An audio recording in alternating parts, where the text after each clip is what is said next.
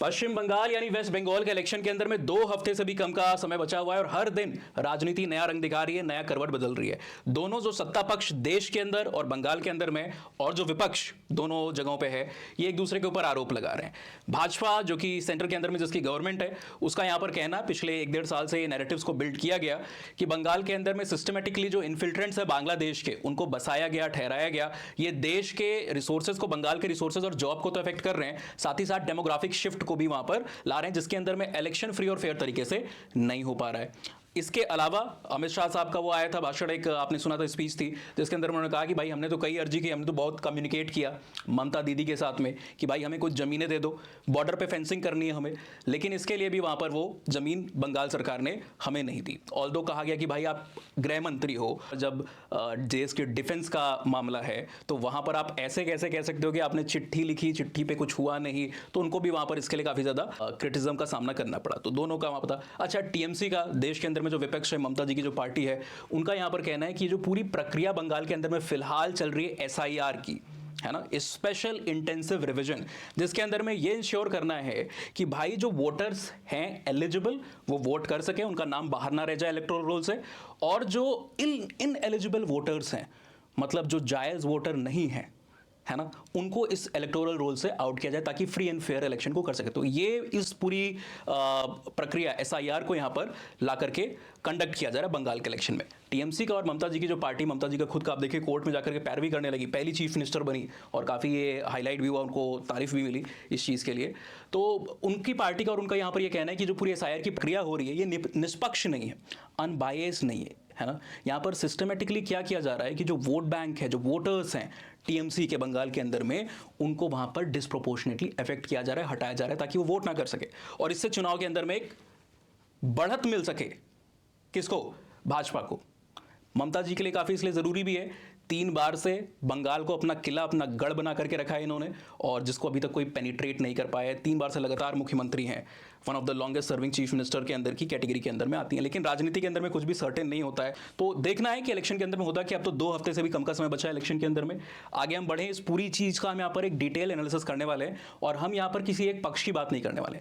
दोनों पक्ष क्या कह रहे हैं, उनके जो मुद्दे हैं, उनके जो आर्गुमेंट्स, स्टेटमेंट्स हैं, इसको स्टैटिस्टिक्स के साथ में हर कंस्टिट्यूएंसी के ऊपर हम यहाँ पर एनालाइज करने जा रहे हैं।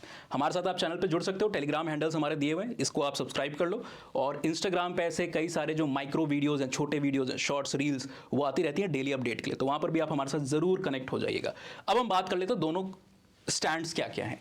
एक धड़ा जो है इस पूरे आर्गुमेंट के अंदर में, वो क्या कह रहा है कि चुनाव आयोग को उसकी बधाई देनी चाहिए कि बहुत ही निष्पक्ष तरीके से भाजपा और उसके जो सपोर्टर्स, उनका कहना है निष्पक्ष तरीके से चुनाव आयोग ने प्रक्रिया की है, जिसके अंदर में 91 लाख जो इंडिविजुअल्स हैं उनको इस लिस्ट में से हटाया गया है, उनके नाम यहां से हटाए गए या फ्लैग किए गए हैं। ये कैसे लोग हैं? चुनाव आयोग बता रहा है कि भाई ये वो लोग हैं जो या तो मृत हैं, डेथ हो चुकी है, पर इलेक्टोरल रोल के अंदर में उनका अभी भी आपको नाम दिखाई दे रहा है, जिसको कोई गलत तरीके से यूज कर सकता है ना, मृत के नाम पे वोट डाल करके आ सकता है। डुप्लीकेट वोटर्स यहां पर आपको दिखाई देते हैं, और साथ ही साथ इमिग्रेंट जो बड़ी समस्या है। इमिग्रेंट्स बड़ी समस्या क्यों है? आप देखोगे लगभग एग्जैक्टली, आप एक बार गूगल पे सर्च करना, लगभग मेरे ख्याल से 4000 किलोमीटर का बांग्लादेश के साथ में जो भारत का एक बॉर्डर आपको शेयर होते हुए दिखाई देगा। इस 4000, है ना, इसमें से 54% जो हिस्सेदारी है वो वेस्ट बंगाल की है। आंकड़ों में बात करें तो 2200 किलोमीटर से भी ज्यादा शेयर करता है। तो इमिग्रेंट्स जो हैं, इमिग्रेंट्स भी नहीं कहोगे आप, इनको इन्फिल्ट्रेंट्स कहोगे, घुसपैठिए जो कहोगे, वो एक बड़ी समस्या है। एक पक्ष का यार ये यहां पर कह रहे हैं कि प्रक्रिया अच्छी प्रक्रिया, जायज तरीके से की जा रही है और इसका फायदा होगा बंगाल के अंदर में, बंगाल के लोगों को, बंगाल के रिसोर्सेज को और ओवरऑल देश को। दूसरी तरफ टीएमसी और बाकी जो पार्टियां हैं उनके सपोर्ट में, या जो ममता जी खुद हैं, उनका यहां पर कहना है कि भाई डिसप्रोपोर्शनेटली यहां पर जो वोटर्स हैं उनको मार्क डाउन किया जा रहा है, उनको फ्लैग किया जा रहा है ताकि वो वोट यहां पर ना दे पाए और भाजपा को यहां पर बढ़त मिल पाए, फायदा मिल पाए। तो कई सारी डिस्क्रिपेंसीज, कई सारी एनॉमलीज दिखा करके उनके नामों को वहां पर काटा जा रहा है। तो अब हम एक बार डाटा को यहां पर खंगालने की कोशिश करते हैं। 91 लाख लोग अगर आप बड़े पैमाने पर देखोगे जिनको यहां पर हटाया गया है, ये कौन लोग हैं? शुरुआत में लगभग 58 लाख लोग का यहां पर डिलीशन हुआ। ये वो लोग थे जो या तो मृतक हैं या एब्सेंट हैं, डुप्लीकेट है डाटा, ठीक है ना। तो ये 58 लाख लोग शुरू में पहले पड़ाव के अंदर में हटाए गए। उसके बाद 27 लाख से ज्यादा लोग यहां पर हटाए जाते हैं जो जिनको पाया गया स्क्रूटनी में, जांच की प्रक्रिया में, रिव्यू के अंदर में, कि ये लोग भाई इनएलिजिबल हैं, वोट नहीं दे सकते हैं ये। 7 करोड़ जो यहाँ पर फाइनल वेरीफाइड बेस है वो आपको बचते हुए दिखाई देगा। शुरुआत में जो ये डाटा था, शुरुआत में जो ये वोट बेस था वो 7 करोड़ 66 लाख था। अब ये डिलीशन और ये सारी चीज़ों के बाद अब वो आंकड़ा आकर के बचा है, यानी कि टोटल इतने सारे लोग, लाखों लोग वोटिंग लिस्ट में से हटा दिए गए, इनएलिजिबल हो गए, है ना। अब इसी के ऊपर अलग अलग लोग की अलग अलग राय है कि अगर आप रीजनल बेसिस को देखोगे तो मुर्शिदाबाद, जहां पर 65% से भी ज़्यादा मेरे ख्याल से मुस्लिम की पॉपुलेशन है, 35% कुछ के आसपास, 35-38 के आसपास हिंदूज़ की पॉपुलेशन है, ये इलाका डिसप्रोपोर्शनेटली यहाँ पर प्रभावित हुआ है। यहाँ पर जहाँ पर मुस्लिम बहुदल ले रहा है, मुस्लिम के काफ़ी वोटर्स हैं, 4.5 लाख के आसपास नाम यहाँ पर कटे हैं और ज़्यादातर वहाँ पर मुस्लिम वोटर के नाम आपको कटे हुए दिखाई दे रहे हैं। मुस्लिम मेजॉरिटी एरिया है तो, लेकिन जो सत्ता पक्ष है उसका इस पर क्या कहना है कि भाई ये तो ऑब्वियस है, बिकॉज ये हायर बॉर्डर इन्फिल्ट्रेशन के लिए प्रोन है। बांग्लादेश से बॉर्डर वहाँ पर आपको जुड़ा हुआ दिखाई दे रहा है, यहाँ पर सबसे अधिक इन्फिल्ट्रेशन होने के चांसेस हैं, तो जाहिर सी बात है जहाँ पर इन्फिल्ट्रेंट्स आएंगे उसी जगह में से तो वोट कटेंगे ना। ऐसा तो है नहीं कि मध्य प्रदेश से कटने लगेंगे वोट। ऑलराइट, दूसरा कोलकाता नॉर्थ और कोलकाता साउथ को आप देखोगे तो यहाँ से भी 50-60 हज़ार के आसपास वोटर काटे गए। नेक्स्ट यहाँ पर अगर आप बात करोगे तो झारग्राम जो है, यहाँ पर 80% से भी जो ज़्यादा पॉपुलेशन किसकी है, हिंदूज़ की पॉपुलेशन है। यहाँ पर बड़े कम वोट, ऑलमोस्ट सबसे कम आपको यहाँ पर वोट कटते हुए दिखाई दे रहे हैं। तो इसको भी फ्लैग किया गया भाई कि जहाँ पर हिंदू पॉपुलेशन ज़्यादा है उस जगह पर वोट कम कट रहे हैं। पर इसका भी वही आर्ग्यूमेंट है कि भाई जैसे ये हाई बॉर्डर इन्फिल्ट्रेशन यहाँ पर पॉसिबल है मुर्शिदाबाद के अंदर में, यहाँ पर जस्ट अपोजिट है, लो बॉर्डर इन्फिल्ट्रेशन एरिया है, तो वहाँ पे कम लोग आपको इस तरीके के दिखाई देंगे, ठीक है ना। तो वही है कंक्लूजन इसका क्या बनता है कि हाईएस्ट कंसंट्रेशन जो डिलीशन का हुआ है उन एरिया, उन डिस्ट्रिक्ट में हुआ है जो कि बॉर्डर से कनेक्टेड है, बॉर्डर से लगे हुए हैं। ऐसा नहीं कि किसी कम्युनिटी को टारगेट किया जा रहा है। ये इलेक्शन कमीशन और जो उसके सपोर्ट में लोग हैं, जो रिपोर्ट्स आ रही हैं, ये उनकी तरफ से ये कहना है। एक पक्ष का आपने यहाँ पर दूसरा डाटा सुन लिया, ठीक है ना। दूसरा पक्ष कह रहा है कि कई सारे लोग को यहाँ पर क्या किया गया, लॉजिकल डिस्क्रिपेंसी के नाम पे फ्लैग कर दिया गया। लॉजिकल डिस्क्रिपेंसी से मतलब समझिए, एक तरीके से ये सॉफ्टवेयर ट्रिगर्ड फ्लैगिंग का सिस्टम आपका होता है, जहाँ पर अगर स्पेलिंग के अंदर में कोई वेरिएशन है, आपने जो डॉक्यूमेंट सबमिट किए हैं, जो आपका पहले रोल है उसके अंदर में स्पेलिंग के अंदर में वेरिएशन है, पिता के नाम के अंदर में कोई आपको इस तरीके से गड़बड़ी दिखाई देती है, तो वहाँ पर आपको एक तरीके से लॉजिकल डिस्क्रिपेंसी के नाम पे फ्लैग कर दिया जाता है और इसकी वापस जांच की जाती है। जब तक ये फ्लैगिंग हटेगी नहीं तब तक आप वहाँ पर वोट देने के लिए एलिजिबल नहीं होते हो। और इसके अंदर में कितना समय लगेगा, वोट से पहले हो पाएगा नहीं हो पाएगा, ये आपकी एक बड़ा प्रश्न चिन्ह होता है। अब इसी का यहाँ पर कहना है कि हमारी जो पूरी की पूरी प्रक्रिया हम कर रहे हैं ये यूनिफॉर्मली अप्लाइड है, लेकिन विपक्ष का कहना है और आंकड़े भी हमें आगे देखोगे आप इस तरीके से बता रहे हैं कि भाई यहाँ पर मैसिवली एक कम्युनिटी बेस्ड कंसंट्रेशन दिखाई दे रहा है उन लोगों का जिनको फ्लैग किया गया है, जिनके में खामियां, जिनके में एरर्स को भी ढूंढा गया है। तो वहां पर ये कम्युनिटी बायस दिखाई दे रहा है। एक कोई कम्युनिटी, एक कोई धर्म से जुड़े हुए, संप्रदाय से जुड़े हुए जो लोग हैं उनका यहाँ पर नाम ज्यादा दिखाई दे रहा है। फॉर एग्जाम्पल, ज्यादातर जिनके डाटा में एनॉमलीज निकली हैं, खामियां निकली हैं, जिसके लिए एक टर्म यहाँ पर यूज किया जाता है एडजुडिकेट, ठीक है ना।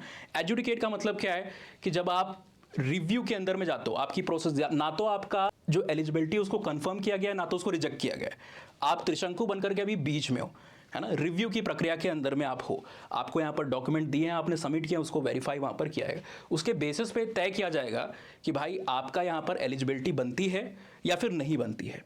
तो ये फ्लैगिंग के अंदर में एक पर्टिकुलर कम्युनिटी का डाटा बायस दिखाई दे रहा है। लगभग 92% of the people who are educated, वो यहाँ पर एक रिपोर्ट है, इनफैक्ट आपको ऑल्ट न्यूज़ से लेकर और भी कई सारे रिसर्च एजेंसीज उन्होंने इसको कंपाइल किया है, वहाँ पर दिखाई देगा 92% से ज़्यादा एजुकेटेड जो लोग हैं ये मुस्लिम्स हैं, उनको फ्लैग किया गया है। हिंदूज 7-7.5% के आसपास यहाँ पर आपको दिखाई देंगे। अच्छा, अगर हम कॉन्स्टिट्यूएंसी के बेसिस पे इस डाटा को देखते हैं तो कुछ जो इलाके हैं, जैसे मानिकचक जो इलाका आपको दिखाई दे रहा है, यहाँ पर मुस्लिम पॉपुलेशन आधी आधी के आसपास है, 50% मुस्लिम 50% हिंदूज़ की पॉपुलेशन आपको यहाँ पर दिखाई देगी। यहाँ पर जो एजुकेशन का रेट है वो 50% से भी ज़्यादा है। और ये बताता है, डाटा को जब आप एनालाइज करते हो स्टैटिस्टिकली, तो ये बताता है कि भाई जो मुस्लिम्स हैं उनके चांसेस ऑफ गेटिंग फ्लैग्ड, इसके चांसेस 42% ज़्यादा हैं कंपेयर टू अ हिंदू।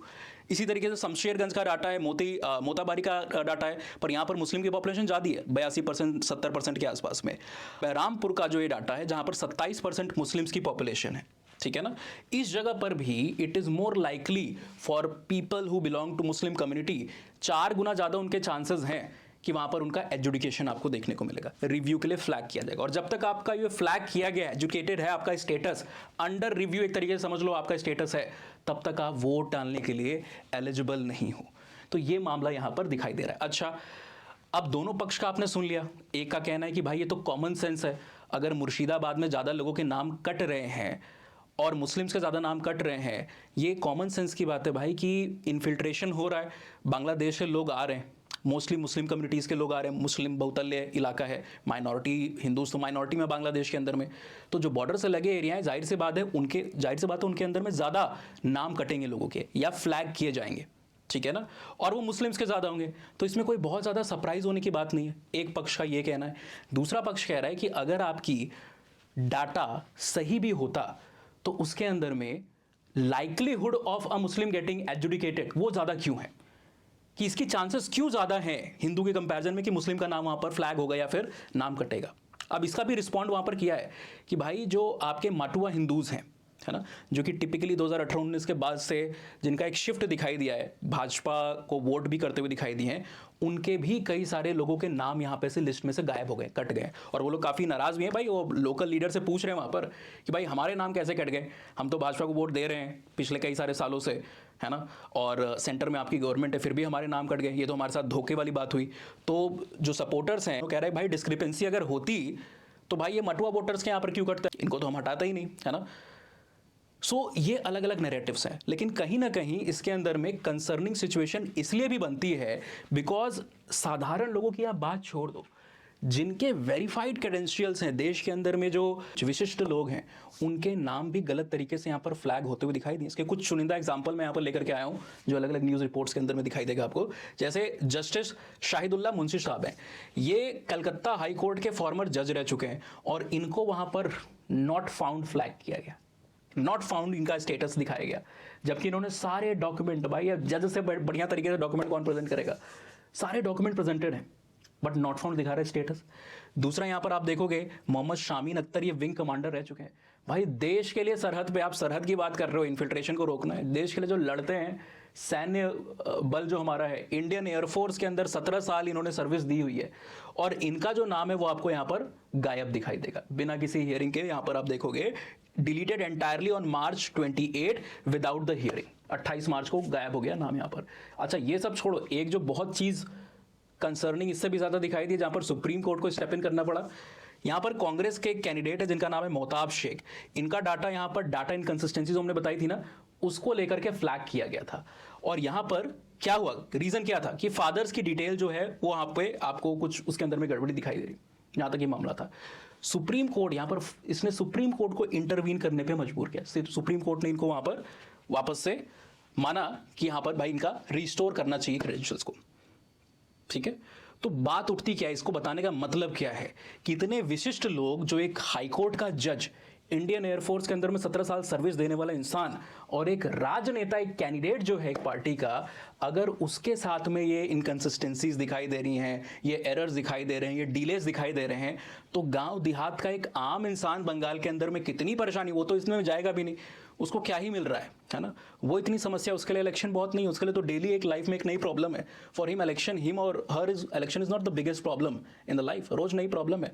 तो वहाँ पर वो इतना एक नया लोड लेके थोड़ा ना बैठेगा कि हमको इलेक्शन के अंदर में जाना है, वोट करना है, ये सारी चीज़ें करनी है। बात ये रहेगी कि प्रक्रिया कितने सही तरीके से हुई है, और अगर सही तरीके से हो रही है तो इस तरीके की डिस्क्रिपेंसीज हमें कैसे दिखाई दे रही है, और इस डिस्क्रिपेंसी के साथ में इतने पेंडिंग अपील्स के बाद अगर ये इलेक्शन होते हैं अप्रैल 3rd 4th वीक के अंदर में, तो ये कितने फ्री एंड फेयर इलेक्शन माने जाएंगे। इन सबको लेकर के आपका क्या कहना है, चैट बॉक्स कमेंट सेक्शन में जरूर बताइएगा। मिलते हैं अगले अपडेट के साथ नेक्स्ट वीडियो में। चैनल को सब्सक्राइब नहीं किया है तो जरूर जुड़ जाइए। Good bye.